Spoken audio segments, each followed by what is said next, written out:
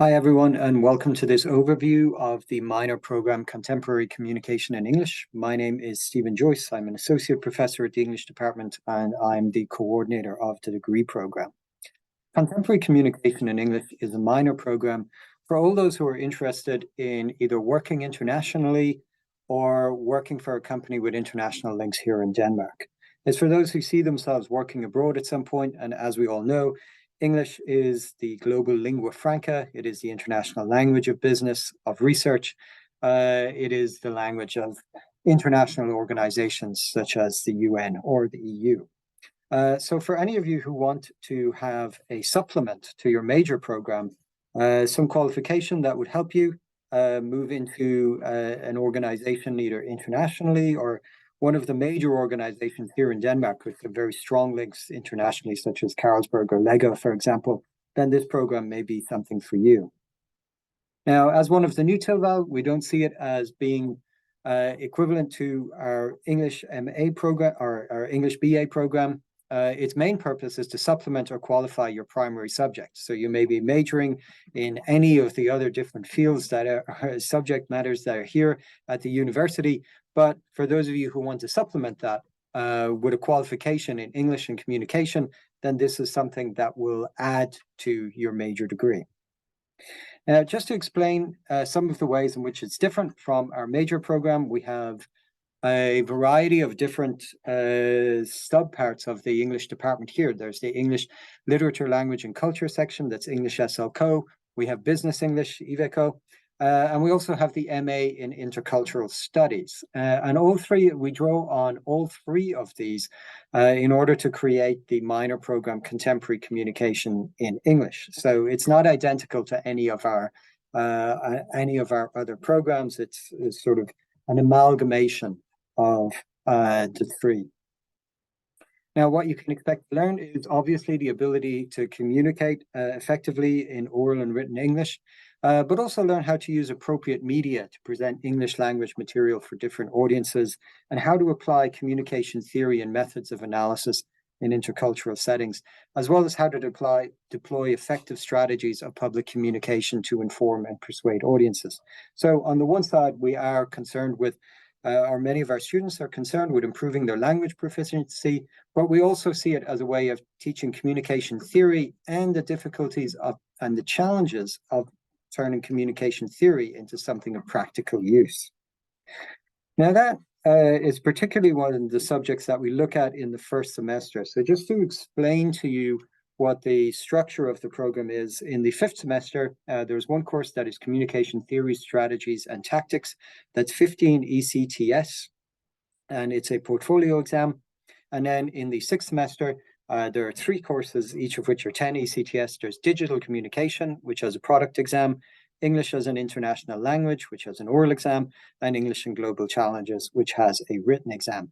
And the idea is that in the fifth semester course, there are a variety of different shorter tasks that you have to do, but then in the sixth semester, those three courses examine different aspects of your communication proficiency, so written, oral, and also the use of digital media. So let me just explain briefly what happens in the different courses in communication theory, strategies, and tactics. One of the principal focus here is looking at the challenges of interpersonal and small group communication, particularly in intercultural context, and then applying these theories in practical situations, and with a variety of tasks that will also help develop your oral and written English proficiency. It goes for 12 weeks, and there are 2 3-hour seminars per week. One thing just to point out here is the reason we chose a portfolio exam is that we know in the fifth semester, most people have to do their BA project, which takes up a lot of their time in the second half of the semester. With the portfolio exam, we can then space out different assignments throughout the semester so that you're relatively free by the time you start working on your BA project. Now, just as an example of some of the topics that we look at, one of the reasons why it's a good place to begin with looking at the challenges of communication theory.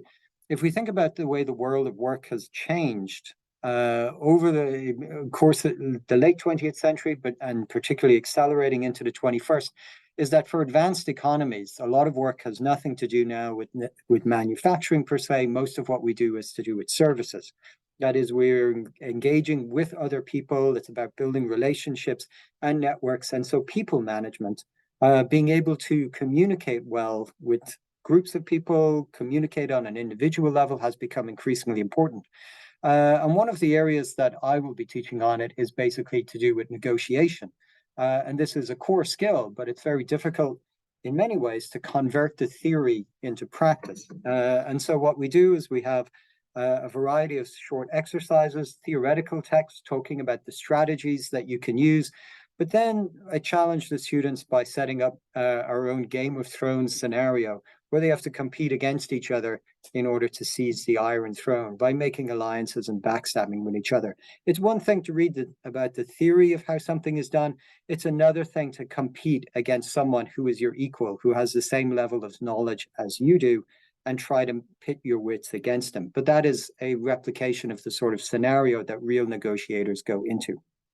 So this is also something that has occasionally gotten really out of hand because people can get quite into this exercise, but everyone has found it quite valuable as a way of actually putting theory into practice, which is one of the things that we focus on throughout the program.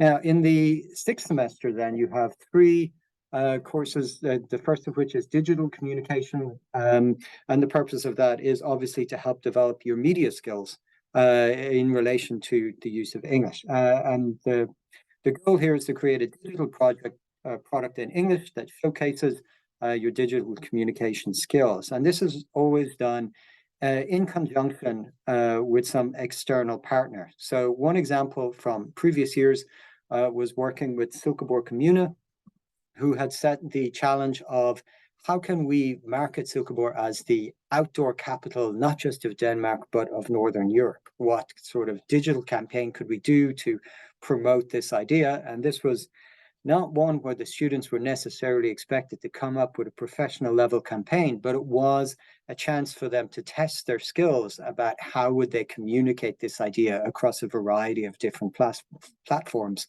And this would then be assessed by people from the commune on the basis of helping the students see what a genuine professional challenge of this type would be like. One of the other courses is, of course, English as an international language. This one is particularly focused on oral proficiency, and it's to provide the students with critical knowledge of different contemporary forms of English. So, as we're all familiar, there is not just one kind of English. There are a wide variety of different kinds of English across the globe. And, you know, while we may be tempted to think of, say, either American or British as the very standard English, in large parts of the world, very different kinds of English can actually happen. I do remember many years ago teaching some Korean business people English in the correct American style, but the place that they had to work was India, and they said that they couldn't really use any of it anyway. And it sort of indicates the importance of knowing about the different varieties of English and the different ways in which people use even the same language in order to communicate. The final course on the sixth semester is English and Global Challenges. And the purpose of this is to understand how issues of framing and rhetoric tend to influence our understanding of major issues. So an example here of this would be issues such as climate change, for example. Why is it that we still argue about climate change? What are the different ways in which we can frame the urgency of the issue? Is it a good thing to frame it as something apocalyptic, as a possible end of civilization, or does this overly dramatic rhetoric somehow detract from dealing with the problem? A second example would be the spread of misinformation and fake news. How is it that that this can be persuasive to people even when it's not based on facts? And so we look at the importance of narrative framing, of media framing, in relation to these problems. And the exam that's associated with that then is that you will be able to take these ideas and apply it to a contemporary challenge and look at the different ways in which the discourse is framed and the effect that that can have. Now, as part of it, this is you can read all of this in the description of communication theories and strategies. of contemporary communication in English, but we have a list of, not an extensive list of knowledge, skills and competences, because we a more simplified list, one where we focus specifically on the core elements of the knowledge, the skills and the competences that you can expect. But all of that material is available to read. For the purposes of keeping the video short, I won't read them out for you. But what you can expect is, of course, to improve your knowledge of communication theory, to have opportunities to apply that communication theory so as to gain practical experience, and also to improve your oral and written English communication proficiency.